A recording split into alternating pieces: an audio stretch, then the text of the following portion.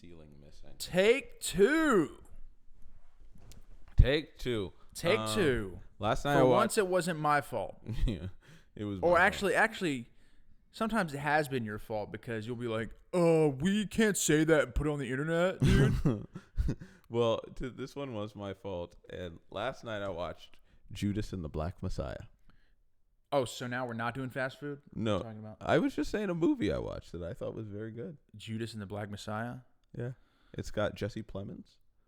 Who's that? He's a great actor, and it has Lakeith Stanfield Don't know who that is. and either. Daniel Kaluuya. Well, we all know Daniels are great, don't we?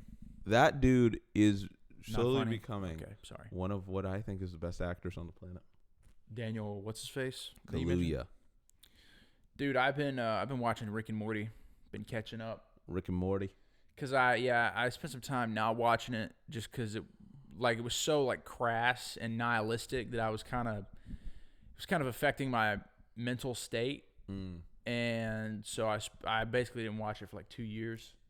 Rick and Morty. So now I'm back on it.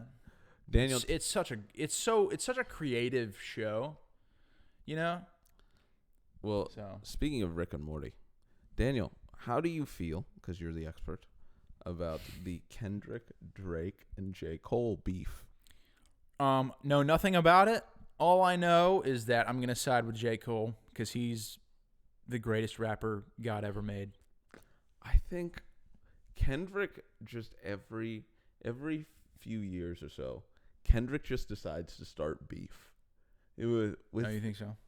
because when I remember he did his parachutes freestyle when I went to college right before, and it was like Andre 3000, the rest of y'all new dudes is just new dudes, don't get involved. And he was like, and that goes for Jermaine Cole, Big Crit Wale, ASAP Rocky, Pusha T, Drake, Tyler McMiller. I got love for you all, but I'm trying to murder you. And I'm like, Bruh. good Lord. Kendrick's always feisty, man. He needs to chill, man. Kendrick's Just chill, bro. He's trying to start beef. Kendrick, if you're listening, man, chill, bro. I'm sure Kendrick Lamar watches our podcast. He probably does, man. And listen, Kendrick, just take it easy, all right? But you're officially siding with J. Cole. That is your... Bro, I don't care, man. But yes, J. Cole, because he's the greatest. Jermaine. There will never be anyone like J. Cole. We said we're gonna go 30 minutes. Probably already been 2 minutes, so I'm just gonna set 28. What time is your girl coming over? Oh, she's not. Oh. I was just talking about I might have had to go pick her up. Oh, okay. She was kind of stuck there, but no, she's good now. Okay, so let's get to the big question. Daniel, you think that Sweet Victory is the greatest song from any show we had growing up? I don't know if I'd say from any show. I'd say it's definitely from SpongeBob. One of the most iconic, like TV show songs.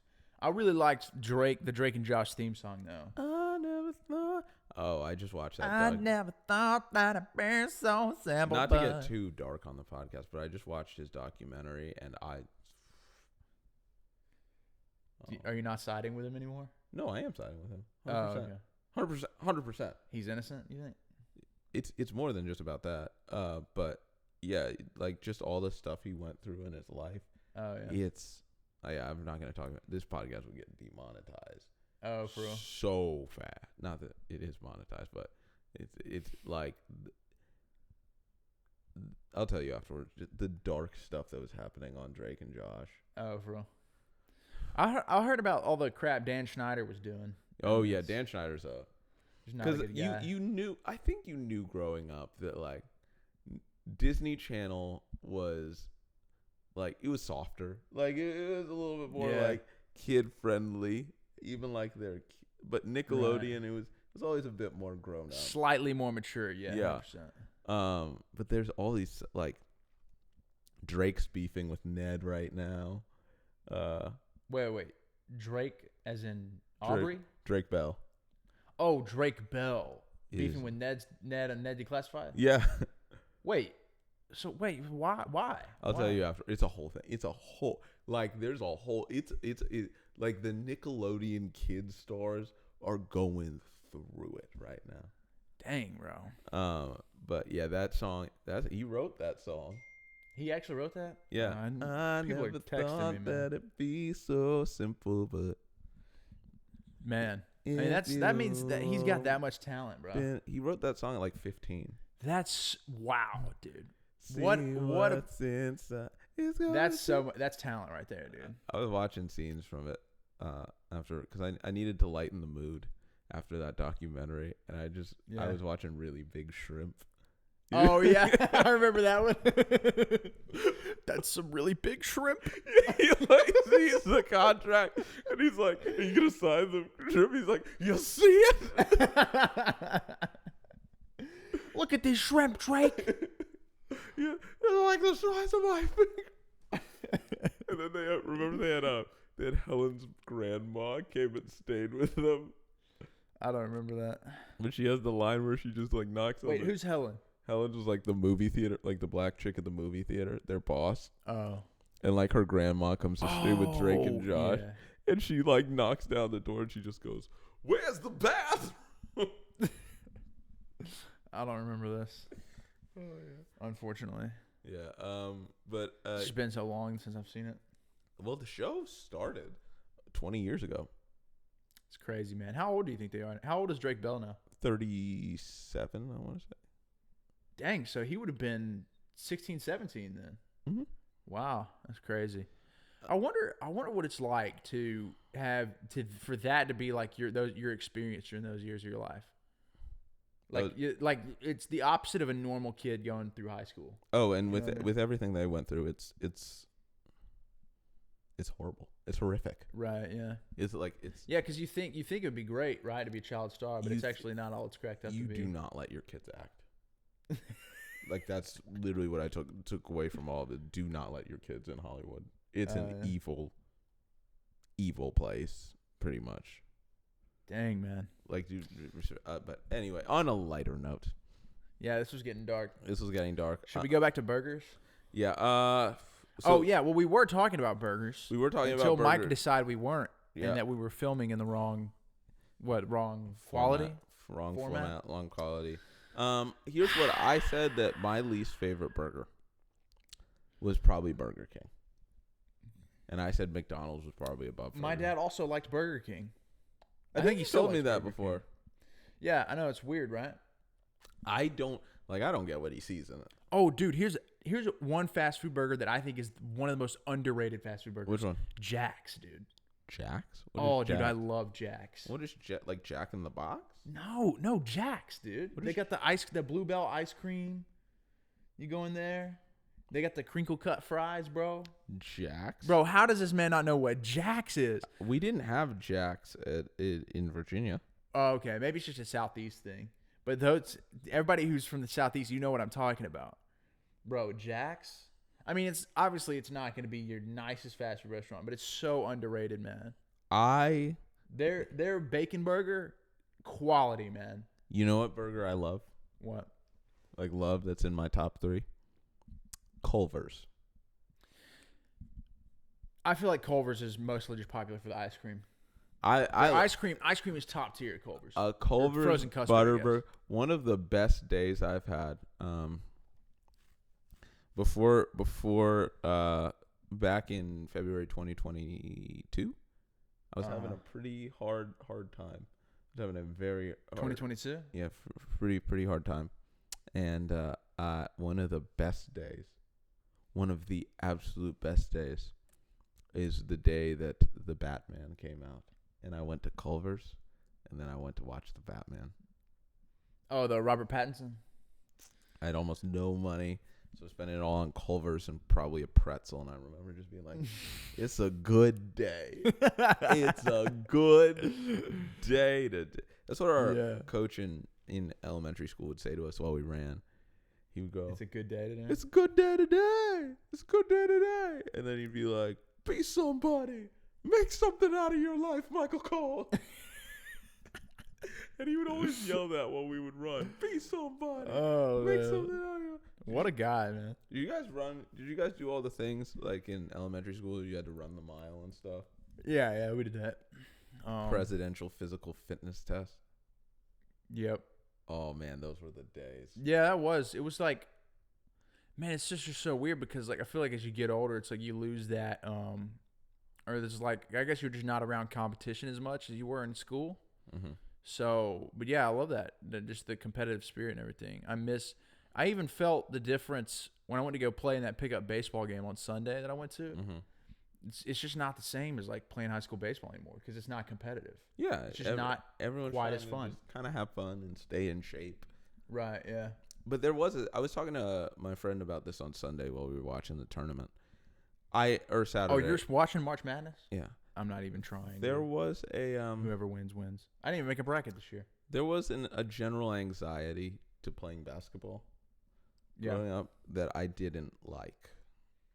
And I always felt that I could never play as good in the game as I did in practice. well, yeah. Just because it's a game, you know? I just felt though that like I'm in the game and I would get so nervous that I couldn't even like catch the ball. And like you're also nervous because you know basketball is the only sport where like you know that if you make a mistake and you're not the best player, coach is gonna be like exactly 100%. Yep. So you're nervous because you're in the game. You're like it's a really hard sport and I still love it, but it was just really really like I would get like hand shaking in game. Not that I was you were even playing at a school with straight ballers. Not even that I was good anyway. I was like bad for a bad school, but like still, I'd get in the game and it'd be like I go from bad to like. Dude, but I feel like if you were anywhere near as good as you are now, you would have started at the high school I played at. I wasn't anywhere. I didn't get any coordination until I was like 22, 21, 20 or 21. I dunked at 19 or 20, and then I started. You dunked? Yeah, and then. Bro, I've never dunked a basketball. You've seen me dunk. No, I'm saying I've never dunked a basketball. Oh, okay, yeah. I know you can. Yeah, but I think I dunked for the first time. I have the video at like 19 or 20, and it was like. That's impressive. Because I went up. It was just a random day because I had been doing track. I went up, and I had never done it before. And I was like, that was barely a miss, like barely. Yeah. And I set my phone up, and I'm like, okay, this is it. Yeah. And I go up, and I just start like yelling, and I just start like spinning in circles. I'm like, let's go. Oh my goodness. Dang, man, that's so cool. I wish I could have dunked a basketball. You probably could. I just feel like the 90% of it is just the coordination of jumping, right? You know, I mean, you still have to get up, but like I feel like even if it's more about like just your general like knowing how to jump, right? I mean, it's not part of it is technique. You probably have to do a little bit of a couple squats. Yeah, obviously lifting weights would help, right? But yeah, and jump technique, the whole thing. I'm not like a dunker. I can dunk, but I'm not like in game. The funny thing is, the second you tell someone you can dunk, it's like you get this unrealistic expectation of being LeBron. So like I dunked once, I put it on Instagram, and then our pickup games in college, people would specifically one dude, we'd be on the fast break and he'd throw me a lob. And I'm like, I dunked once. I'm not LeBron. I cannot catch your lob in the air and just freaking yam, dude. Tomahawk. Like, that's not how it works. Oh my gosh, dude. That must be a crazy awesome feeling though, to be able to catch an oop. Oh my gosh. Oh my goodness. That would be an amazing feeling. In a game, like I feel like I would just like yeah, I would. Yeah, I'd celebrate it like I just scored the last minute goal in like the World Cup final. Just take my shirt off. No, but the tournament is going on. Duke is still in, so I'm still happy. Oh yeah. Well, you're also probably happy because Kentucky lost first round, right? I don't care about Kentucky. Oh, okay, I got you. Like not that I don't like them, but I just don't care. Interesting. Kentucky has Reed Shepherd, who, as a freshman, shot 52% from three. No way, dude. For an entire season. Bro, this guy is Curry, the second coming of Curry. 52%. That is insane, dude. That means literally, like... Just pass it to him and let him shoot from three. That's crazy. He will more than likely make it. Like, you think about Steph Curry shoots 40. And I'm not saying he's the next Curry or anything, but Steph Curry shoots 41%. Yeah, but that's in the NBA. Yeah. So it's like that's incredibly harder than Curry's also one of the college best basketball. athletes I've ever seen. Well, Curry is probably the most influential basket player of the last 20 years, dude. Oh yeah, not saying you that think he's about better than LeBron, but he is like just Yeah, but the influence he had on the game. yeah, he is. Yeah, because it was never, bro. It never was this common to have shooters like such a shooting based league. Oh yeah, he destroyed the mid range. Like Yeah. and he just became. And now there's so much space on the floor now because you can't just say, okay, like if I'm guarding Curry, it's like I'm not just gonna back up when he's 40 feet out. Yeah, Because he can drain that shot like 40% of the time. there's a realistic shot. Yeah. There is no He can bad make shot for Steph Curry, which is what.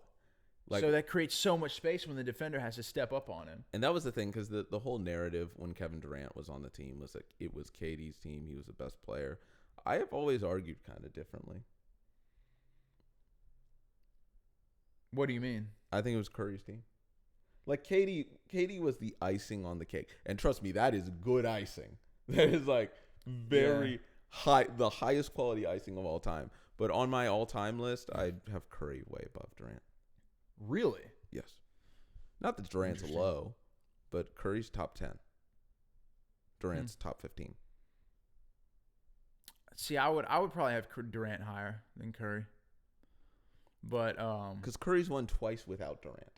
Durant has won 0 times without Curry. oh yeah, that's true. Of course, they were one game away from going to that finals before they blew that 3-1 lead. way Yeah, back in the and day. which would have been a third time without Durant. And listen, okay, I'm not gonna get into it. I'm not gonna do it. I'm not gonna do it today. Oh no. I was talking about when Durant blew the 3-1 lead to the Warriors. Oh, that yeah. same- Dude, I was remember in the Warriors were 3-1 down. I was in France at that time, Yeah. and You were in France. What were you doing in France? school trip, study abroad. Okay. You know what the best joke in any Marvel movie was? What? When Tony was like, or when Tony's mom goes, "Be easy on him, darling. He was studying abroad," and Tony's dad goes, "Which one?" Wait. What? Tony's parents are with him, and Tony's mom goes, "Be easy on him, darling. He's studying abroad." Tony's dad goes, "Which one?" Oh. Studying abroad. That's funny. I did this study abroad program in France my junior year of college. It was just for like 2 weeks. And what was I saying? Yeah, the Western Conference Finals was going on during it. And so I couldn't watch it, but I would wake up, and that was a 73-win Warrior team. So you wake up and you're like, how many did they blow them out by? Was it 40? Was it 50? And you wake up and you're like, Thunder won game 1. And you're like, what? Right. And then you're like, Thunder won game 4. And you're like, wait, the Warriors, 73-9 Warriors might not make the finals. And then game 6, Klay Thompson goes nuts. Klay just decides, dude, that's what Klay would do, man. People don't realize. Is that the game that he scored like 30 in one quarter or something? No, he did score. I think it was 37 in a quarter at one time. That's insane. And then there's the interview afterwards, and they're like, "Klay, how do you feel?" And he just doesn't say anything. He just sips a beer, and he's like, yeah. It was just like the "I'm him" moment, Right, and I know it. 100%, dude. People forget that not only do they have Steph, they have the second greatest shooter of all time on their team. Oh, you'd put him above Reggie Miller? Yes. That's funny. I think I'd put Curry at number 1, Reggie Miller at 2. I think Klay is a better version of Reggie Miller, and it's Interesting. and even with that, just to speak to the greatness of Steph Curry, between Curry and Reggie Miller, it's not even close. You talking about between Miller and Curry? Yeah, it's not even close. Oh yeah, well he already passed him in the all-time threes made, right? Yeah, it's not like no. There is no one who's ever seen basketball who would say that Reggie Miller is close to as good as Steph Curry. Yeah. That's how great Curry is, and Reggie Miller's all time. But Yeah, Curry's just different level. Curry's just like a different animal. Yeah, dude. I remember when Curry first got big, I hated him because I could never shoot as well from outside. So like my style of basketball was like I could feel it like slipping away, you know. Well, I remember the first bracket I ever did was 2008, and I had Duke winning it all, and I had Duke versus Wisconsin in the final. Dumb, but Duke loses. Who did they lose to? I forget who they lost to. Who was on the 2008 Duke team? All the classics. Nolan Smith. Was it Jabari Parker that year? No, that was 7 years before them. Nolan Smith, Kyle Singler, John Shire, Gerald Henderson. Oh, I remember Kyle Singler. He was that white dude who could shoot threes like nobody's business. But so Duke gets out really quickly. And then all I have left is I have Wisconsin in the final, and I didn't know how brackets work. Wisconsin, they had that super dominant big man, didn't they? That was later. That was later with Kaminsky. Oh, Kaminsky. Yeah. But Wisconsin, Georgetown is playing Davidson. And Curry, this little 6'3" shooter kid, gives them 40. Bro. And I'm like, who is this kid? And then I think they played Wisconsin. I think he gave Wisconsin 40 or something too. Dang, but Wisconsin still won that game, right? No. How far did Davidson go when they had Curry? I think Davidson went to the Elite Eight. Oh, okay. Davidson College went to the Elite Eight because this kid's Curry was. Curry didn't really get he got recruited out of high school, but he didn't get that recruit. He didn't it was the only two schools that offered him were Virginia Tech because his dad went there, and Davidson. And Virginia Tech was like, we'll let you be a walk-on. Dang, bro. Talk about an L, dude. Passing up on the great Steph Curry. Of course, I guess even when he came into the league, he sort of grew into the player that he is today, right? I mean, he wasn't from his rookie year. No, he was good. It's very hard to do high school basketball recruiting. It's very difficult to say. Yeah. Now, I'm not using that as people are like, well, Bryce James is 150th in the country and Steph Curry was 150th. That means Bryce James is going to be all time. No. I hate those stupid arguments because How tall is he right now? He's 6'6".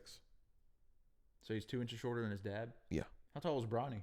Bronny's 6'2", 6'3". He's only 6'2"? Oh, dang. Poor kid, man. The question becomes, should Bronny leave after this year?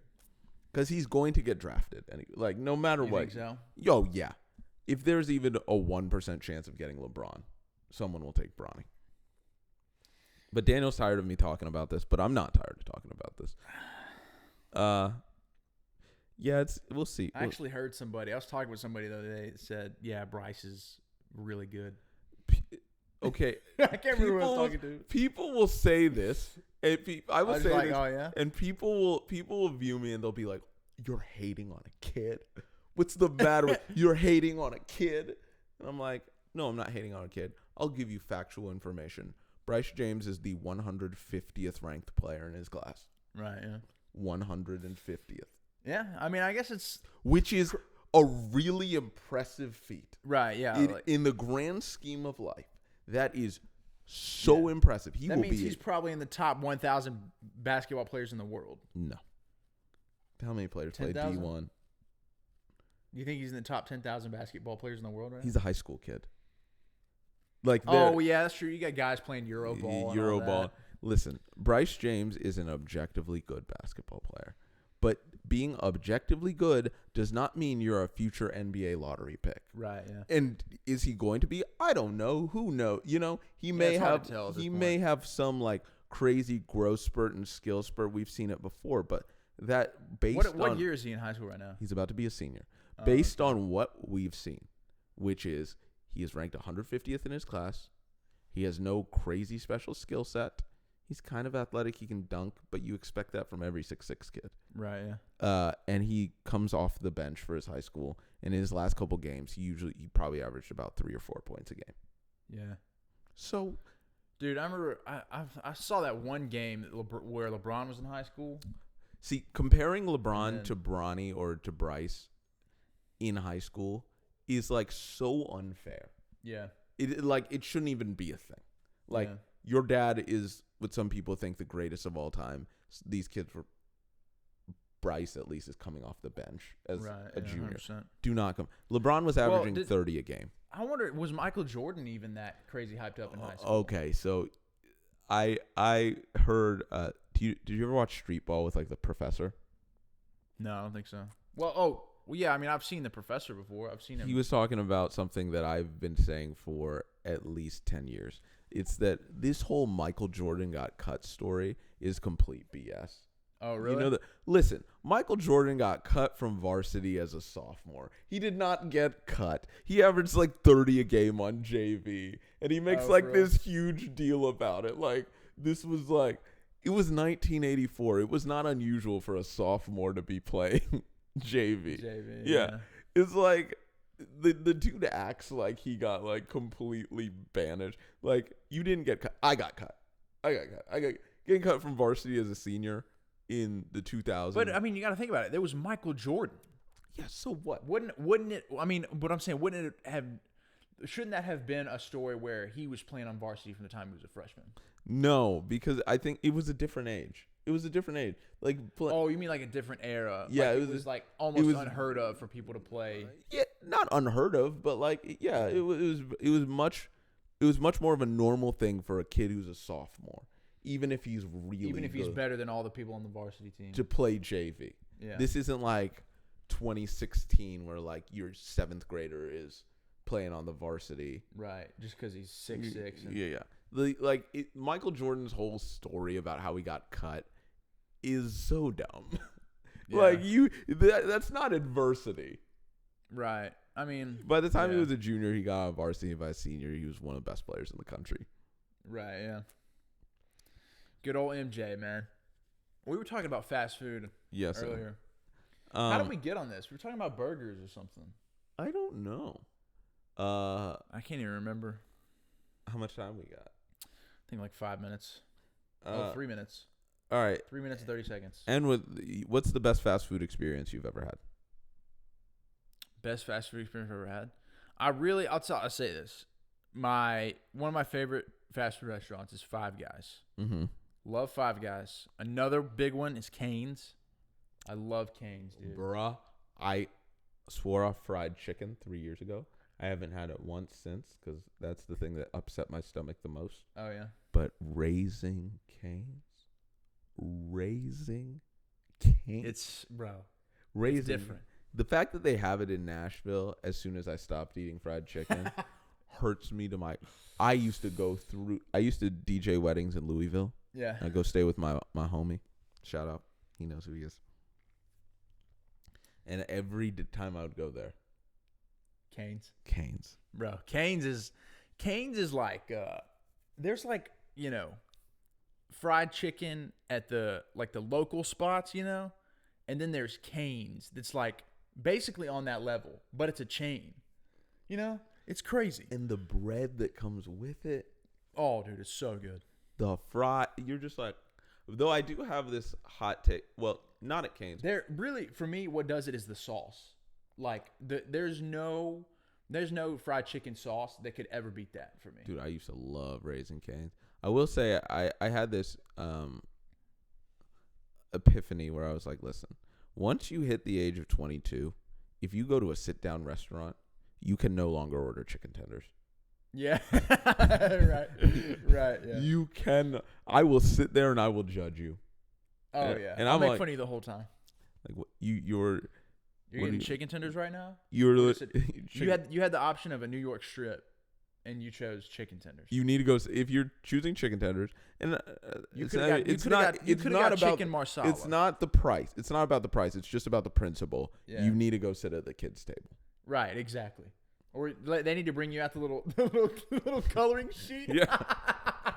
With the crayons. Here's your chicken tenders. Yeah. And they got to call them chicken tendies because that's what you just ordered. Here, you want your cup of chocolate milk as well? Yeah. You want your chalky milk? Here you go. Look, do the crossword. I think the best fast food I've ever had I don't really know.